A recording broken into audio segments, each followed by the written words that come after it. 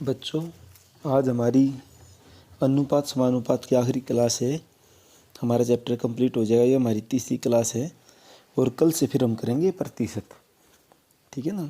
तो चलिए क्वेश्चन की तरफ चलते हैं। क्या कह रहा है इसमें? ये मैं कह रहा है कि m अनुपात जो n है वो 3:2 दे रखा है। तो 4m + 5n अनुपात 4m - 5n कितने के बराबर होगा? तो हम इसमें क्या करेंगे, हम इसमें m और n का जो अनुपात दे रखा है 3:2 उसकी वैल्यू पुट करेंगे। तो यहाँ पे क्या लेके चलते हैं हम, 4m प्लस में 5n अनुपात में 4m माइनस में 5n। हमें पता है यहाँ से हमारे पास m का जो अनुपात है वो 3 है, n का जो है 2 है। मैंने चीज़ें पुट कर दिया, यहाँ से फिर 3 पुट किया, यहाँ से 2।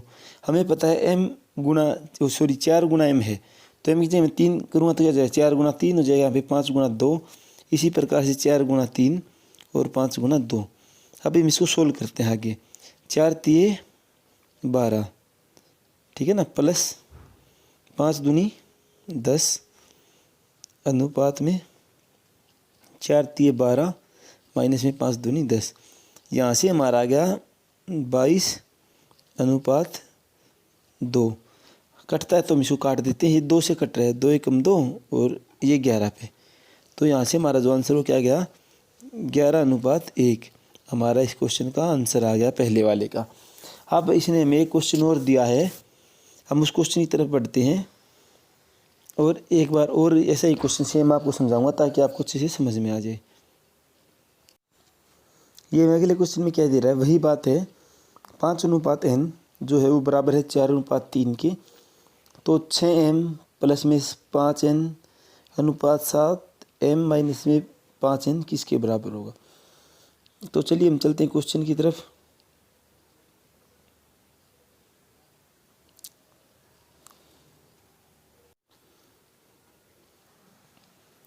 m प्लस में 5n जो है इसका अनुपात है 7m माइनस में 5n। वही m की वैल्यू रखते हैं 4, n की वैल्यू रखेंगे 3। गुना करेंगे इसको 7 से, यहाँ पे क्या होगा, 6 की 4 से गुणा करेंगे तो कितना आ जाए, 6 चौक 24 प्लस में 5 तिये 15 अनुपात में, यहाँ पे अनुपात है 7 चौक 28 माइनस में 5 तिये 15। अब इसको हम जोड़ेंगे, यहाँ से 39 आ जाएगा अनुपात में। जब मैं 28 में से 15 को घटाऊंगा तो मेरे पास 13 बचेगा। अब मैं इसको सोल्व करता हूँ तो 13 एकम 13, 13 तिये 39। तो यहाँ से मेरा क्या जाएगा, 3:1 जो है वो मेरा आंसर आ जाएगा। ठीक है ना। अब चलते हैं अगली टाइप के क्वेश्चनों की तरफ। चलिए अगला पेज लगा लेते हैं, क्वेश्चन और लगा लेते हैं अपना अगला। चलिए बच्चे, हमारा अगला क्वेश्चन आ चुका है और हमें इस क्वेश्चन में क्या दे रखा है कि दो संख्याओं का योग 40 है और उनका अंतर 4 है। तो संख्याओं का अनुपात क्या होगा? इस प्रकार के क्वेश्चन में हम क्या करते हैं कि x मान के चलते हैं। दो संख्याएं क्या हमें नहीं पता, मैं मान लेता हूँ मेरे पास एक संख्या x है और दूसरी संख्या मेरे पास y है और उन दोनों का योग कितना है, 40। मतलब कि x + y जो है बराबर में कितना हो जाएगा, 40। और अंतर क्या है, अंतर क्या होता है, माइनस x माइनस y कितना जाए मेरे पास, 4। ये मैं इक्वेशन फर्स्ट मानता हूँ, ये मैं इक्वेशन सेकंड मानता हूँ। दोनों इक्वेशनों को जब मैं सोल्व करूँगा तो क्या होगा, इन सब को माइनस करते हैं। जब माइनस करते हैं तो यहाँ पे क्या आएगा, सॉरी इन सब को प्लस करते हैं मगर निशान चेंज कर लेते हैं अगर निशान सेम होते हैं तो। मगर यहाँ पे निशान क्या है कि अलग अलग है। अगर मैं x को जोड़ूंगा तो x + x 2x हो जाएगा। अगर मैं y को जोड़ता हूँ क्या है कि 1 प्लस का y 1 माइनस का y आपस में कट जाएगा। और जब मैं जोड़ूंगा 40 के साथ 4 को तो मेरे पास 44 मिलेगा। अब मुझे पता है 2x बराबर में 44 है, तो x कितना हो जाएगा, ये क्या है कि जो 2 है साइड से वो 44 के अंदर चला जाएगा। क्यों, जो चीज़ इस साइड गुना में है उस साइड जाके भाग में हो जाती है। और जब मैं 2 से 44 को काटूंगा तो मेरे पास कितना 22 मिलेगा मेरे को। तो यहाँ से मेरे को पता है मेरे पास जो एक्स की वैल्यू है वो 22 आ गई। एक्स की वैल्यू 22 आने के बाद अब मैं क्या करूँगा, वाई की वैल्यू निकालूंगा। इस एक्स की वैल्यू को किसी भी इक्वेशन में मैं टेक दूंगा, या तो मैं पहली में टेकूँ या मैं दूसरी में टेकूँ, वहाँ से मुझे वाई की वैल्यू मिल जाएगी। चलिए तो हम इस इक्वेशन को पहली इक्वेशन में टेकते हैं। पहली इक्वेशन क्या थी, एक्स प्लस वाई बराबर में 40। तो क्या करूँ, मैं एक्स की जगह क्या टेक दूंगा, 22 प्लस में वाई बराबर में 44। जब मैं वाई की वैल्यू निकालूंगा तो ये जो 22 की साइड प्लस में है बराबर से उस साइड जाए किस में हो जाएगा, माइनस में हो जाएगा, सॉरी 40। यहाँ पे हमारे पास क्या है, 40 है। एक्स प्लस वाई बराबर में 40 है, ठीक है ना। तो वाई बराबर कितना जाए, 40 माइनस में 22। तो वाई की वैल्यू हमारे पास यहाँ पे कितनी आएगी, 18। और एक्स की वैल्यू हमारे पास यहाँ से कितनी आई थी, 22। अब मैं जब इन दोनों संख्याओं का अनुपात निकालूंगा, एक्स का और वाई का अनुपात निकालूंगा तो क्या होगा। चलिए अगला पेज ले लेते हैं। हमें पता है एक्स जो है वो 22 है, अनुपात में वाई जो है वो 18 है। जब मैं इसको काटूंगा तो ये 2 से कट के 11 आ जाएगा, ये 2 से कट के 9 आ जाएगा। तो हमारा क्या आ जाएगा, 11:9 जो है हमारा आंसर आ जाएगा। चलिए अब चलते हैं अगले क्वेश्चन की तरफ। अगले क्वेश्चन में ये मैं क्या कह रहा है कि 3:5 के प्रत्येक पद में छोटे से छोटी कौन सी संख्या जोड़ी जाए कि नई संख्या जो है 5:6 आ जाए। तो अब हमें पता है कि भाई इनमें से कौन सी संख्या हम जोड़ें कि अगर मैं वो जोड़ दूं तो हमारा क्या है कि 3:5 जो है वो 5:6 में चेंज हो जाएगा। चलिए हमारे पास क्या दे रखा है, 3:5 जो है वो हमें चेंज करना है 5:6 में। अगर अब मैं इसमें देखूं, ये हमारा ए मान लेता हूं मैं, ये बी मान लेता हूं। ए का अनुपात 3 से 5 होना चाहिए और बी का अनुपात 5 से 6 होना चाहिए। तो कोई ना कोई संख्या इसमें जोड़ी जाएगी। क्या जोड़ी जाएगी वो, अगर मैं इन दोनों का गैप देखता हूँ तो यहाँ पे तो 2 आ गया, और मैं इन दोनों का गैप देखता हूँ यहाँ पे 1 आ गया। अगर हम इस गैप को, ये जो अंतर है 3 और 5 का 2 और 5 और 6 का 1, इसको अगर हम अंतर को बराबर कर लेंगे तो हमें वो संख्या मिल जाएगी जिससे हमारा अनुपात 5:6 हो जाएगा। यहाँ पे तो क्या है, 2 जोड़ूँ यहाँ पे 1 जोड़ूँ, ऐसा तो कुछ है नहीं ऑप्शन में। अब क्या करेंगे, हम इन दोनों का अंतर देखेंगे। यहाँ पे देखेंगे 3 और 5 के अंदर 2 अंतर है, 5 और 6 के अंदर 1 अंतर है। जब हम इसको बराबर करेंगे, हमारा जो ये अंतर होना चाहिए और ये अंतर होना चाहिए वो सेम टाइप में होना चाहिए, ठीक है ना। अब मुझे पता है यहाँ पे 2 और यहाँ पे 1, मैं क्या करूँगा, इसको बराबर करूँगा। इसको बराबर करने के लिए क्या करूँगा, मैं ये 2 है ना, इसकी 5 से गुणा कर दूँगा और इसकी 6 से गुणा कर दूँगा, और जो 1 है ना इसकी मैं 3 से गुणा कर दूँगा और इसकी मैं 1 की यहाँ पे 5 से गुणा कर दूँगा। अगर मैं जब ए अनुपात बी निकालूंगा तो 3 की 1 से करूँगा तो 3 ही आएगा, यहाँ पे मैं 1 की 5 से करूँगा तो 5 ही आएगा। मगर जब मैं ऊपर जो इनका दोनों का अंतर, ए बी का अंतर जो 2 था, उसकी अगर मैं 5 से करता हूँ तो 5 दूनी 10 अनुपात में। अब इस 2 की 6 से करूँगा तो 6 दूनी 12।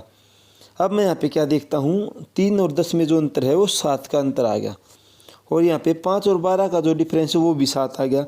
मतलब क्या है, जब मैं इसको 3 में अगर मैं 7 जोड़ देता हूँ तो ये 10 हो जाएगा, अगर 5 में मैं 7 जोड़ दूंगा तो ये 12 हो जाएगा। मगर ये क्या कह रहा है कि अनुपात 5:6 होना चाहिए। अगर मैं इसको काटता हूँ 2 से तो 5 आएगा, इसको 2 से काटता हूँ तो 6 आएगा। क्या आ गया, वही कंडीशन आ गई जो इसने पूछा था। इसने क्या पूछा था कि 3 और 5 में मैं क्या जोड़ूँ छोटी छोटी संख्या कि 5:6 आ जाए। तो मैंने क्या किया, मैं इसमें 7 कौन सी संख्या जोड़ूंगा, मैं इसमें 7 जोड़ूंगा जो कि हमारा आंसर है। अगर इसमें हम 7 जोड़ देंगे तो हमारा जो है 5:6 हो जाएगा, ठीक है ना। जिस बच्चे को समझ में नहीं आया मैं उसको एक बार दोबारा से समझा रहा हूँ, ध्यान दे लीजिएगा।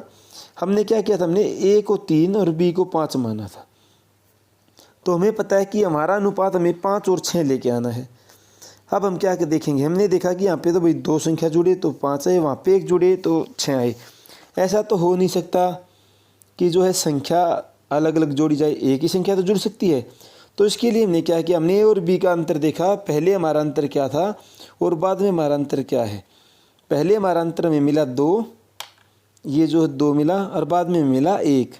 तो हमने क्या किया, इस 1 को ऊपर वाले पहले वाले 3 और 5 से गुणा करें तो क्या होगा, 3 और 5 ही आएगा।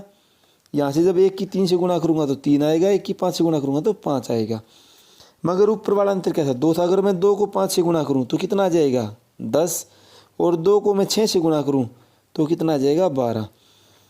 जब मैं इसको काटूँगा तो कितना आ जाएगा, 2 से कटेगा ये 5 और ये 6, मगर ये 10 कैसे बना। जब मैं 3 में 7 जोड़ दूंगा तो 10 हो जाएगा, 5 में 7 जोड़ दूंगा तो 12 हो जाएगा। तो कितना 10:12 हमारा आ गया। जब हम इसको सोल्व करेंगे 2 से काटेंगे तो 2 पंजे 10 और 2 छीके 12, तो हमारा क्या आ गया, ये अनुपात 5:6 आ गया। ठीक है ना। चलिए हम बढ़ते हैं अगले क्वेश्चन की तरफ।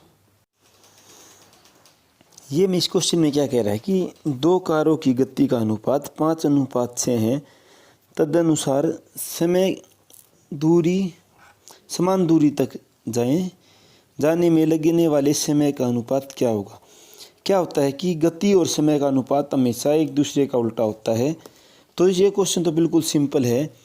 हमारे पास 2 कार हैं, ए और बी, उनका अनुपात जो है वो ए अनुपात बी है। किस चीज़ का है, गति का, स्पीड का। ठीक है ना। तो हमारे पास उन्हें स्पीड का अनुपात दे दिया कि यहाँ पे क्या हो जाएगा 5:4 है, किसका, स्पीड का अनुपात हमारे पास। तो एक समान दूरी तक जाने में कितना समय लेंगी वो, तो इससे क्या हो जाता है, हमेशा जो टाइम है ना और वो स्पीड है वो एक दूसरे का उल्टा होता है, अनुपात उल्टा हो जाता है। तो क्या करें, स्पीड का उल्टा जो होगा वो हमारा टाइम आ जाएगा। तो यहाँ से 4 तो हमारा ए का आ जाएगा और 5 हमारा बी का आ जाएगा। तो यहाँ से हमारा आंसर जो होगा वो 4:5 आ जाएगा। ठीक है ना। सिंपल सा क्वेश्चन है। हमेशा स्पीड और टाइम एक दूसरे के विपरीत होते हैं, उल्टे होते हैं। ठीक है ना। अब चलते हैं नेक्स्ट क्वेश्चन की तरफ। नेक्स्ट क्वेश्चन में वो मैं क्या कह रहा है, वो कह रहा है कि 2 व्यक्तियों की आय का अनुपात 5:6 है तथा उनकी व्यय का अनुपात 3:4 है। यदि वे क्रमशः 1800 रुपये और 1600 रुपये बचाते हैं तो दूसरे व्यक्ति की आय क्या होगा। हमें नहीं पता भाई दोनों व्यक्तियों की जो सैलरी है वो कितनी है, हमें सिर्फ इतना पता है जो उनका अनुपात है वो 5:6 है, और जो उनकी व्यय है जो खर्च करते हैं वो 3:4 है। इस प्रकार से पहला व्यक्ति जो है 1800 रुपये बचा लेता है और दूसरा व्यक्ति 1600 रुपये बचा लेता है। तो हमसे उसने दूसरे व्यक्ति की सैलरी पूछी है। तो हम क्या करेंगे, इसमें हम एक्स मान के चलेंगे। यदि दोनों व्यक्तियों की आय, मुझे पता है कि अगर मैं इसकी ए की 5 एक्स मान लूँ और बी की मैं 6 एक्स मान लूँ, तो वो क्या कह रहा है कि अगर ये इसकी आय है तो उसके पास बचत कितनी आती है। हमें पता है अगर मैं सैलरी में से बचत को निकालूंगा तो खर्चा आ जाएगा, घटाऊंगा तो क्या हो जाएगा, मेरे को पता है 5x माइनस में 1800 रुपये। क्यों, पहला व्यक्ति क्या, तनख्वाह तो मैंने 5x मानी है सैलरी, और उसका जो बचत है वो 1800 रुपये है। किसके बराबर है वो, फिर उसके पास कितना जो खर्चा किया उसने वो 3 रुपये का किया है।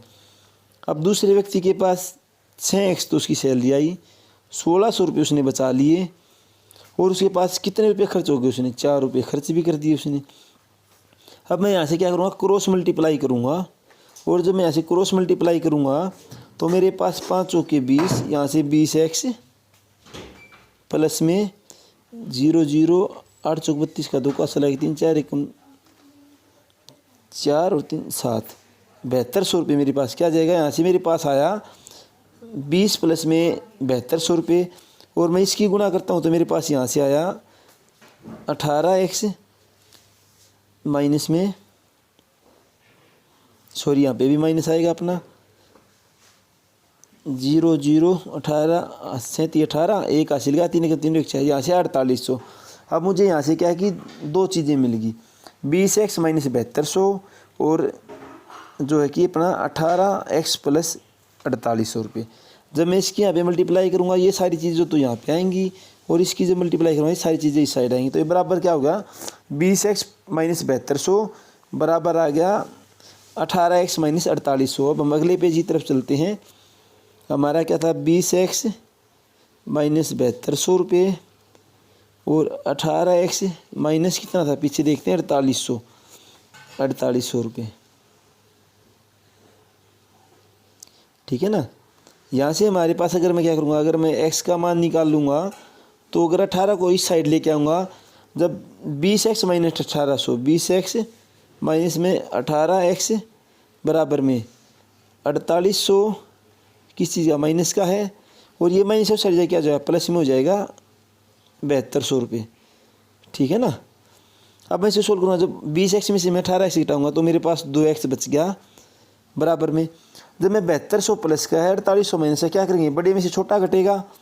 जब मैं 7200 में से 4800 रुपये घटाऊँगा तो 0 से 0, 8 2 हासिल लूँगा, 4 आएगा यहाँ पे, और 6 में से 2400 रुपये। तो मेरे पास क्या आ जाएगा, 2x बराबर 2400 आ जाएगा।